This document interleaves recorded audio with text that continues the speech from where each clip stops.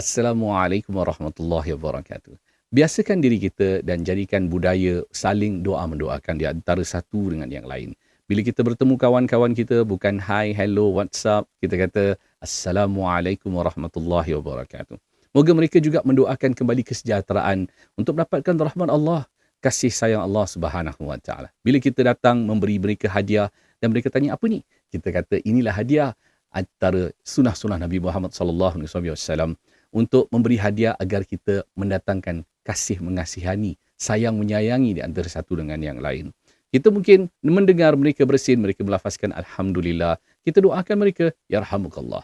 Kita ajar mereka bagaimana untuk mereka menyampaikan perkataan semoga Allah membalas kamu dengan kebaikan. Jazakallahu khairan. Dan ajar mereka bagaimana untuk menjawab kembali.